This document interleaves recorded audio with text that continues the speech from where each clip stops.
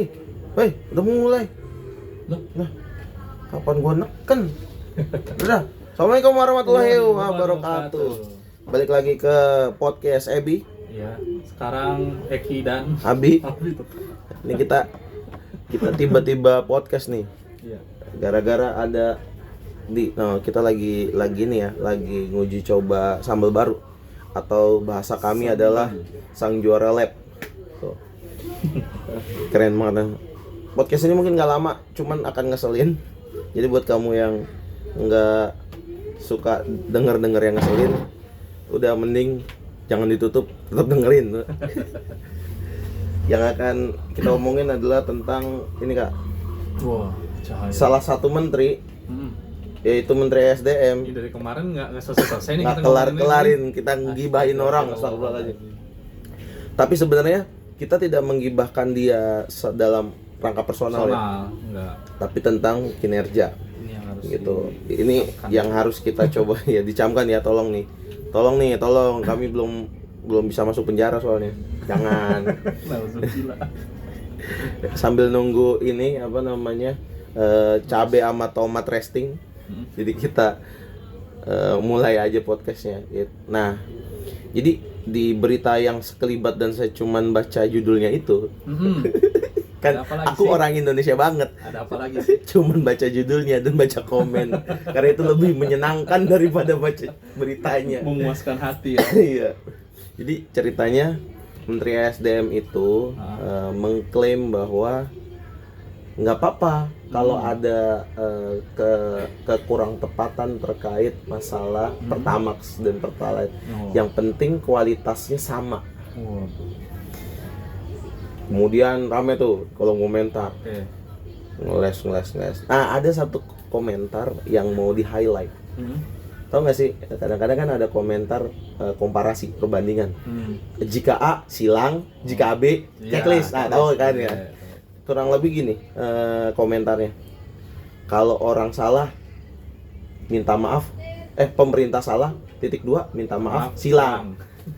Pemerintah salah, (2) ngeles, checklist. Nah, jadi kita nih lagi mau mencoba brainstorming. Kak Eki di sini udah langsung aja ya. Kak Eki di sini akan tidak setuju dengan orang ngeles. Dan saya dapat misi gila nih. Saya disuruh setuju, gila kan gue. Aduh, udah lama nih kamu begini nih. Gue disuruh setuju sama orang ngeles. Kalau lesnya les pelajaran nggak apa-apa, dapat duit.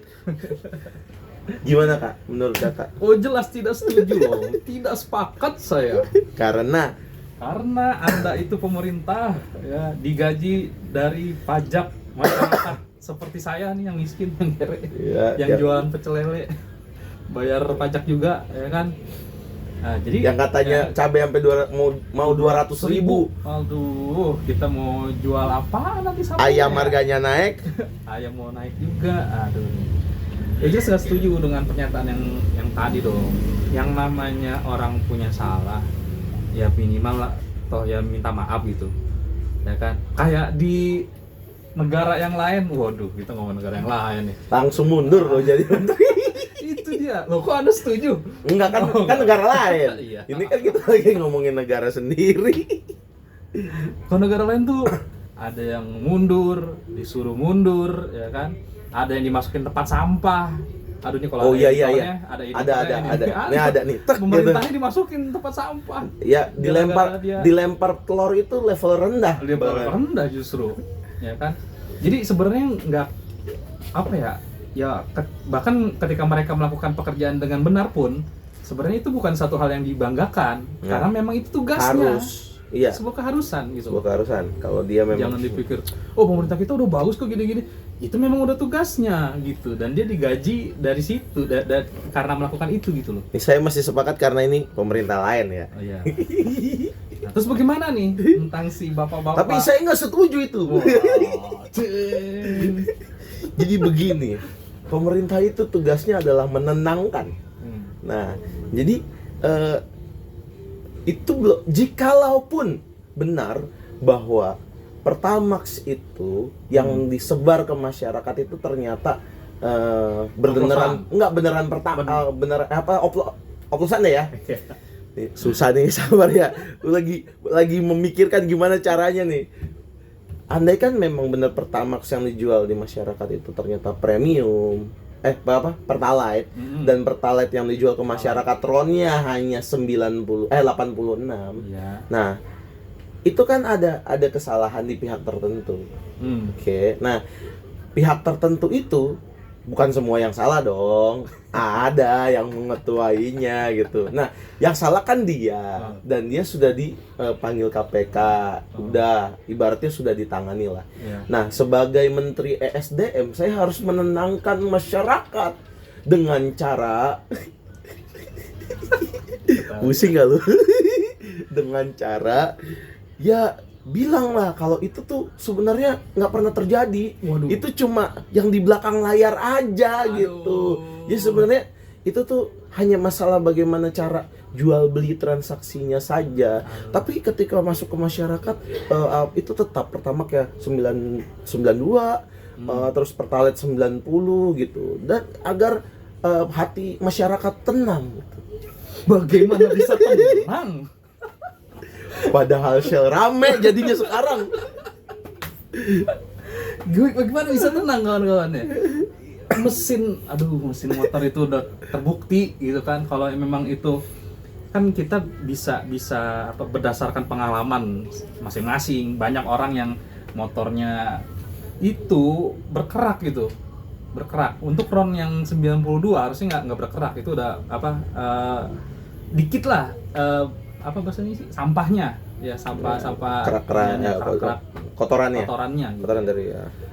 Nah, ini motor udah banyak banget yang rusak, kemudian ya pengalaman pribadi sampai susah digas. Dan Anda sendiri kemarin di podcast yang lalu juga bilang kan ini kan ceritanya, saya lagi mencoba jadi tim yang membela. Ya, gimana ya? Susah ini. Selesai langsung podcast selesai. Tapi begini Kak, bahwasanya pada akhir pemerintah itu memang punya tugasnya tadi. Kalau misalnya pemerintah salah misalnya, walaupun pemerintah tidak mengakui kesalahan karena dianggap oknum yang semua oknum gitu kan. Nah, ya pemerintah itu tugasnya bukan untuk mengakui kesalahan, tapi memperbaiki kesalahan. Tuh, sampai muncullah sebuah hoax yang akan tahu nggak sih, hoax yang itu akan menggratiskan seluruh bahan bakar dari tanggal sekian sampai tanggal sekian. Waduh, gitu. Tahu, itu harusnya benar, bukan hoax. Gue jadi malah nggak ngebela ya. Harusnya benar. salah. Sengaja guys, saking pusing ini mau diapain ya. Nah, tapi ini kita kembali ke jalan yang benar kan? Jadi gini, kita anggap lah ya, Menteri SDM tuh nggak tahu lah, karena ini kan menterinya masih baru 4 bulan, nggak mungkin dong untuk dapat 100 sekian triliun kali 6 itu hanya dapat 4 bulan gitu ya. Nah, ini kan atasan yang baru punya bawahan nggak bener. Apa yang harus atasan itu lakukan kepada kita masyarakat Indonesia sebagai customer yang sudah dizolimi tapi sama anak buahnya, bukan sama dia. Ya kita anggap dianya bersih lah gitu ya. Anggap aja karena masih baru ya. Gimana harusnya? Itu dong buat tembak kan. Ini sering terjadi juga di dunia. Banyak sekali. Permana-manaan, perorganisasian ada. Organisasian tuh ya selalu gitu. Cuman umumnya yang pertama ya nggak usah ngeles lah, minta maaf dulu. Walaupun bener pun nih ya, nih kalau orang jualan ini mah ya, orang jualan nih kayak pernah waktu itu ada dia penjual online, makanan online kan, delivery online. Itu di review. Ini gimana nih masakannya kok ada rambutnya, gitu kan? Dikasih bintang 1, ya kan? Itu kasusnya juga ada tuh yang makanan mahal-mahal. yang tahu di iya, dalamnya iya. ada entah apa kecoa, entah semut atau enggak ya. Iya. Lanjut. Nah, ini kalau ngomongin ke depannya ya, walaupun nantinya kalau masyarakat Indonesia cepat lupa sih. Nah, itu Ini secara apa penelitian tuh 2 tahun itu masyarakat lupa apa yang terjadi. masyarakat kita tuh terlalu baik, Bos. Betul.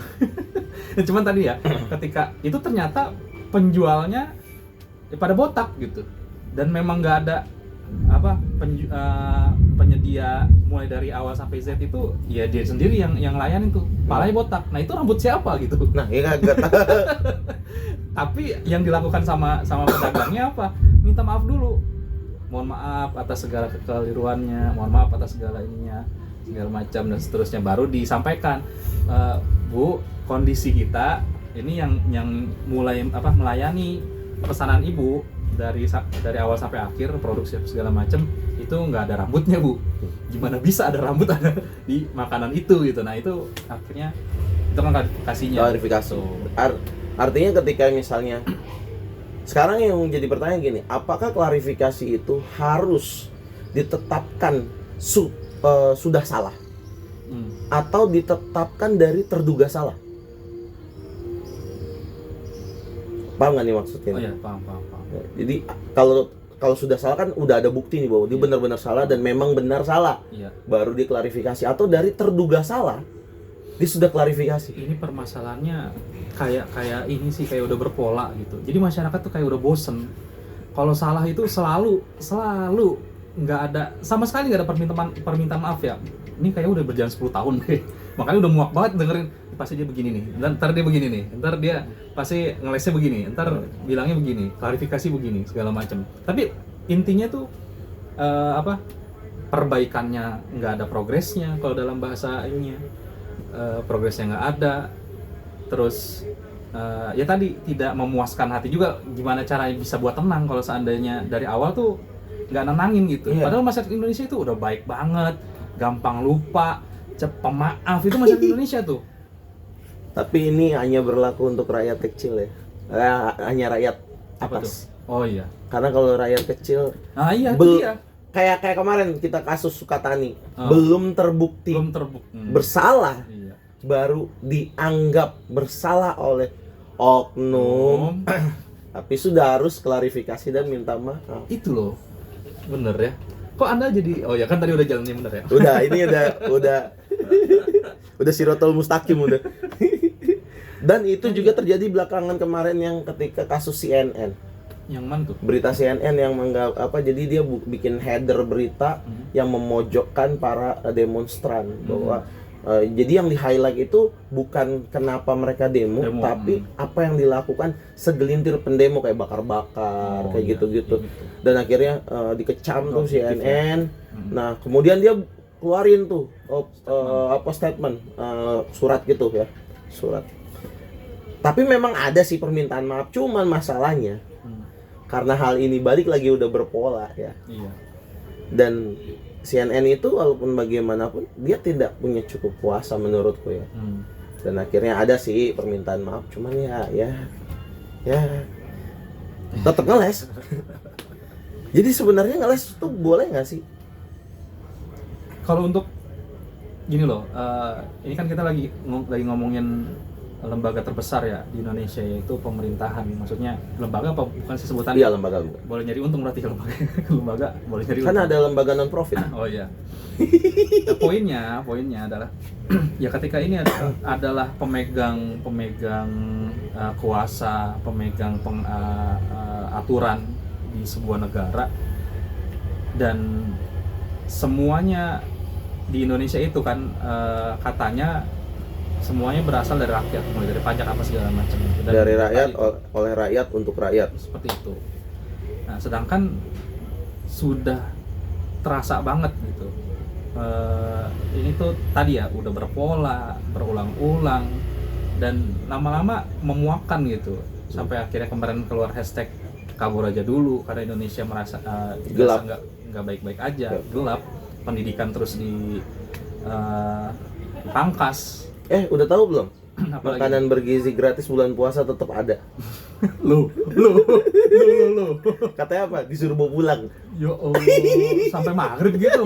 Ya, Bayangin ya, bayangin ya. lembek itu. Makan bergizi gratis. Yang timingnya itu antara untuk jam 10 sampai jam 12 dimakan buat buka puasa. Itu aja udah banyak yang keracunan. Ya kan udah banyak banget kan ada yang keracunan. Lihat aja beritanya di sini. Nah, nggak ada kan. Belum ada editor. itu pun udah banyak yang keracunan gara-gara makanannya. Apalagi harus dibawa pulang. Aku nggak tahu sih ya apakah keracunan karena apa. Cuman di berita lain juga ada yang makanannya memang sudah basi. Oh. Itu ya. Ya karena gini ya, jujur aja ya, kayak misalnya kita nih. Nah, ini dari poin dari pedagang lele nih ya, ya, yang menyediakan makan siang juga. Iya, ya kadang-kadang telat. Nah, itu kan karena kita kan ngomongin waktu ya. Iya, spare waktunya berapa apa segala macam. Nah, ketelatan itu terkadang kan terkendala di berbagai macam hal. Makanya basi itu bisa jadi dia memang mempersiapkan sudah dari lama. Kapan tahu iya. gitu supaya on time urusannya. Kalau kita nih kalau ini pengalaman kita nih, kita Sang Juara. Ya kita berusaha untuk masih fresh, masih anget. Dan itu memang kadang-kadang akhirnya malah kelewat gitu. Jadi overtime. Itu pun karena masalah pesanannya belum seberapa banyak. Betul. Kalau dibandingkan dengan makan bergizi gratis. Iya. Walaupun kita juga nggak tahu sih makan bergizi gratis tuh dapurnya segede apa gitu. Karena dia per apa ya? Vendornya bagaimana saya juga kurang tahu. Nggak ngerti ya per kecamatan atau apa kita juga nggak tahu. Maksudnya agak lucu sih ya kalau bulan Ramadan, terutama untuk daerah yang mayoritas Muslim gitu. Justru harusnya diajarkan untuk bisa berpuasa gitu. Anak SD, anak SMP diajarkan untuk berpuasa sedini mungkin untuk puasa. Udah pernah tahu belum sih? Ngaji nih. Anda banyak banget berita ya? Enggak, kita patah doang nih. Enggak, ini bukan berita. Oh, bukan berita. Udah tahu belum sih tentang pola didik puasa setengah hari itu pola didik yang salah? Waduh. Udah tahu kan? Iya. Tolong jelaskan. Kenapa saya jelasin? Kan ada yang ngangkat. Makanya itu. Ya. Cuman ya ini biar ada kontradiktif ya. Iya. Biar ada kontradiktif. Anak itu akan menjadi ini kan akan merasa ternyata setengah hari boleh apa segala macam gitu. Tapi ya balik lagi ketika kita ngomong masalah kondisi personal anak-anak itu berbeda-beda kondisinya gitu. Makanya ketika ada juga yang menganggap bahwa setengah hari itu merupakan solusi untuk belajar untuk di awal gitu. Dan itu pun nggak sampai balik gitu kan. Kalau udah balik ya udah lu nggak puasa mau ngapain lagi udah. Nggak puasa ngerokok lagi, aduh. Kakak kapan terakhir puasa setengah hari? Kapan ya? Udah kayaknya 5 tahun deh. 5 tahun deh. Ini inget ya, ini bukan mokel ya. Bukan, ini bukan mokel. Ini emang didikan kita untuk puasa setengah hari karena ya kecil. Indonesia. SD kayaknya pernah deh puasa. SD masih itu. 5 tahun kayaknya 5 tahun. 5 tahun udah puasa penuh. Pas masuk SD itu udah penuh. Udah penuh, Masya Allah, keren ya. Nah itu memang juga salah satunya bagaimana cara orang tua untuk memberi pemahaman kepada anak gitu kan, bahwa puasa itu selayaknya memulai setelah terbit matahari dalam hal ini azan subuh ya, bukan imsak.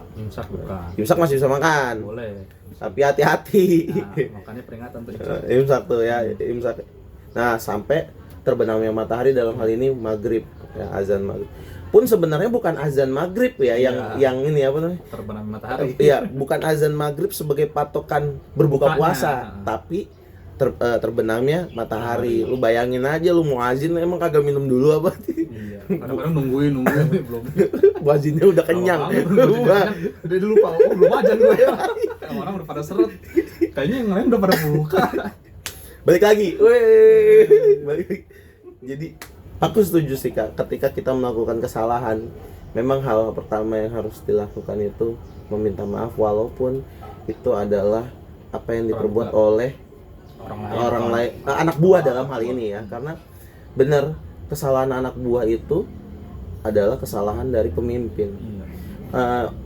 Mungkin Kakak nanti bisa kasih preferensi dari sisi agama, cuman aku pernah ngobrol dari ini apa sama wakil almarhum Bapak Wahyudin di Wiyata dulu.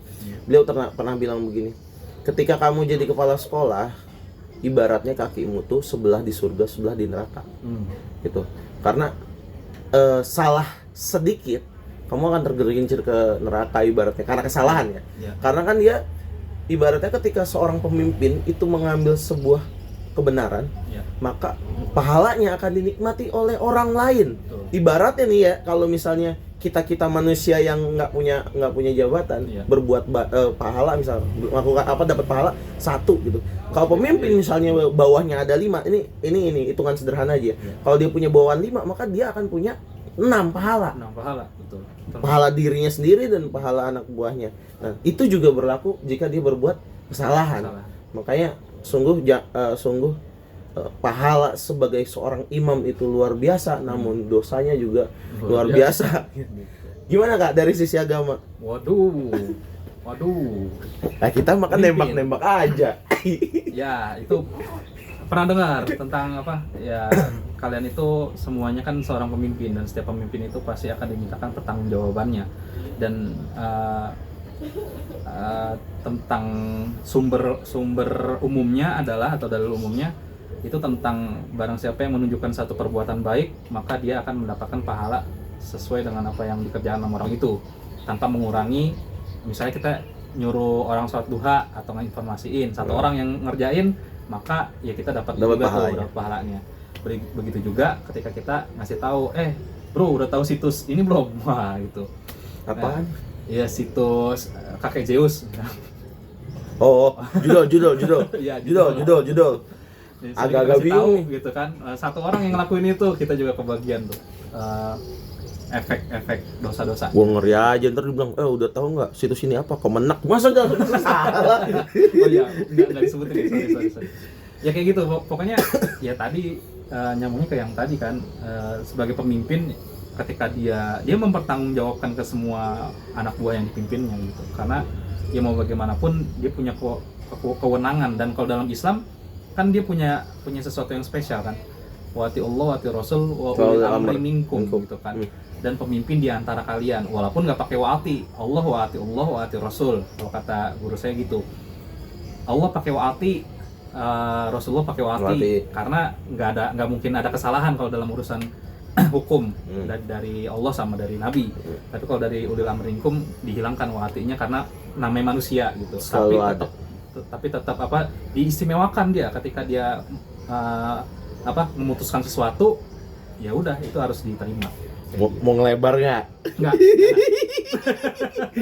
Gue udah mau nanya aja nih. Oh, kita berarti harus taat ini pemimpin. Jadi orang-orang yang demo itu salah dong. Loh. Nah, ini permasalahannya kalau yang demo itu kan dia apa? Siap-siap ya geruduk. Nih ya. Nama saya Mulki gitu ya. Aduh, itu belum apa-apa tuh udah kencang tuh. Demen banget ya kayak gini. Ya kalau demo kan itu secara negara pun itu pemimpinnya udah menyetujui bahwa dibolehkan demo. Itu dari pemimpin sendiri juga membolehkan gitu kan. Untuk urusan hal yang kayak gitu. Menyampaikan aspirasi sebenarnya. Ya, makanya kan diberikan tata caranya kan, ada aturannya juga, demo juga ada aturannya kan. Kayak gitu. Jadi gitu. Jadi demo boleh? Ya boleh ketika jadi gini loh. Makanya tadi kan wa'ati Allah wa'ati Rasul wa'al minkum ya kan, dan demo itu dalam rangka menyuarakan sesuatu kepada pemimpin yang kelihatan secara akal sehat kita itu melakukan atau kezoliman tadi gitu. Jadi kita nggak sepakat sama kezolimannya gitu. Kita taat sama pemimpin, cuman kalau pemimpinnya zolim ya kezolimannya nggak kita taatin lah. Kalau harus kita begini harus kita kasih tahu gitu, Pak, ini nggak boleh Pak kayak begini Pak gitu. Kayak gitu ya. Saya lagi, karena saya yang ngelempar, saya sih nggak mau komen. Komen dong. Makanya belajar dong nembak. Belajar dong nembak. Iya nih. Untung udah gue matiin dulu. Coba dong, males dia dong. biasanya tuh ditanya. Betul. Makanya Itu dia bingung masalahnya. ketika nanya balik. Iya. Kalau saya dari dulu itu belajarnya nanya. Makanya jadi tadi nanya. Gimana? Pertanyaan saya keren kan? Memang semuanya itu ada ilmunya, ada Iya. keahliannya ya, Itu. dan harus dipelajarin, itu dia yang gitu Kak. Nah, mungkin ini pertanyaan terakhir. Walaupun kayaknya nggak juga sih. Karena udah mau maghrib. Nah, ini baru alasan yang tepat untuk jadi pertanyaan terakhir. Sebenarnya dari sisi agama, mungkin kakak bisa lebih dalam ke sisi agama ya. Saya mungkin nanti akan coba ngasih pandangan dari sisi liberal itu. Kita tuh sebagai umat Islam tuh harus apa menghadapi pemimpinnya begini? Yang pertama, Mikir dulu dia. Mikir. Bagus kan pertanyaannya? ya bagus. Cuman jawabannya nih nggak bagus. Ya kalau ada ketidakadilan gitu, itu kan memang kita diminta untuk memperbaiki ya. Kezaliman apa segala macam juga secara definisi agama juga mengatakan bahwa ada kezaliman ya kalau misalnya mampu dengan tangan. Kalau mau dispesifikasi lagi, spesifikin lagi, kayak misalnya apa, kan ada juga tuh dalil yang mengatakan sebaik-baiknya dakwah itu adalah dakwah ulama kepada pemimpin gitu. Artinya memang itu diberikan ruang untuk menyampaikan bahwa ulama nih yang tadi tuh ketika dia punya kekuasaan untuk merubah dengan tindakannya, maka lakukan dengan tindakan. Kalau nggak bisa dengan suara tuh maksudnya dengan diomongin, dibicarakan gitu kan. Dan kalau nggak bisa ya udah tinggal cuma bisa doain doang. Maka selemah-lemahnya iman adalah dengan mendoakan dalam hati ya. Tapi bukan berarti doa itu jadi paling lemah ya. Enggak, Bukan. Doa itu adalah senjata terkuatnya muslim. Gitu. Jadi udah, berarti kita 3 itu ya dalam menghadapi kezoliman gitu ya. Kalau saya sih beranggapan ini kan dari sisi liberal ya, yang belum tentu saya juga melakukan. Saya pernah buat ungkapan begini, ini ungkapannya agak radikal sih. Pemimpin tuh kalau nggak diculik nggak mau denger. Kalau kalian tahu ya kejadian proklamasi. Iya. Ya, kita mulai dari sejarah dikit ya. Ketika Soekarno dan Hatta diculik ke Rengas Dengklok, ya, kan, untuk sebenarnya ini pemuda bukan nyulik sebenarnya. Iya. Pengen ngajak ngomong tapi susah karena dihalangin. Itu. Nah akhirnya udah Bung, ayo Bung ikut kita Bung, jalan-jalan deh, kita ngopi dulu ke Rengas Dengklok. Nah ngomong kemudian nih para pemuda, ayo Bung kita segera merdeka gitu. Tapi kalau kita merdeka segera maka akan banyak pertumpahan darah gitu kan. Nah mereka ini lebih ke diplomasi gitu kan, para pemimpin kita lebih ke arah diplomasi. Udah nggak apa-apa. Nah namanya pemuda kan, gebuk-gebuk, udah nggak apa-apa. Nah udah nggak apa-apa. Dan akhirnya jam 10 ya di lapangan apa sih? Lapangan apa dah? Lapangan Maeda ya, yang sekarang jadi itu tuh. Jadi apa dah? Ya Allah lupa dah. Banteng. Lapangan Banteng ya? Lapangan Banteng ya? Nah, tuh. Pokoknya ya singkat cerita akhirnya jam 10 itu diproklamasikanlah kemerdekaan Indonesia gitu kan. Nah, belajar dari hal tersebut, maka nih gue cuman menganalogikan ya tentang apa yang pernah terjadi di Indonesia pada tahun 1945. Maka jika kita mau mengambil pola yang sama karena ada istilah sejarah pasti berulang, maka hal yang paling benar adalah ingat ya, ini gue tidak menyarankan hanya mereka ulang adegan yang ada di sejarah. Jangan dipotong-potong nih, ntar di TikTok rame nih. Ya udah, ajak ngobrol lah. Baru 5. Iya. Ajak ngobrol lah Pak Prabowo sama Pak Gibran gitu. Ajak ngobrol lah ya. Kita ke mana misalnya Gunung Putri misalnya atau kemana gitu kan. Pak, tolong gini. Tapi masalahnya untuk bisa ngajak ngobrol gitu, lu tembus nggak lo mau pas pampresnya? Iya. Sama apa? Teddy apa? Iya, Apa sih? Teddy. Mayor Teddy. Mayor Teddy dulu udah lawan tuh gitu. karena memang gitu tadi. Kita itu seolah ada di sistem di mana ketika kita tidak melakukan kekerasan, suara kita tidak didengar. Iya, ada satu kondisi seperti itu sih. Nah, itu. balik lagi, tapi sekali lagi bukan berarti kita membenarkan ya. Membenarkan bukan. Tapi memang ya kadang ada kondisi-kondisi yang dimana yang memang kalau bahasa teman saya ada orang tuh yang kalau nggak ditabok dia nggak ngerti gitu. Nah, itu. Itu ada. Ada. Memang ada tipikal orang yang kayak gitu. Nah, jadi inget Kak. Loh kan. Ada satu, tapi saya mau standing applause. Saya mau salut banget, yaitu pasukan Oranye. Ingat nggak dulu yang pas tentang UU Ciptaker? Kan ada demo gede tuh di Senayan. Di berita di news itu kan yang sepanjang flyover dari yang flyover Senayan sama Sleepy itu kan itu dibikin mural tuh. Besoknya saya jalan hilang tuh mural, langsung dicek. Gila itu, respect Pak, bagus Pak, keren banget Pak. Cuma itu cepet gercep banget gitu kerjanya, langsung seret hilang, selesai. Betul. Walaupun bekas-bekas apa itu gas air mata masih berasa, tapi itu kerjanya kotanya udah clean lagi. Keren, keren Pak. Mantap Pak. Double sugoi. Dah, cukup itu aja dah. Ya, percakapan kita hari ini jangan lama-lama. Udah setengah jam. Dan udah resting kayaknya. Dan udah makin gerimis. Itu aja dari kita. Bye bye. Assalamualaikum warahmatullahi wabarakatuh.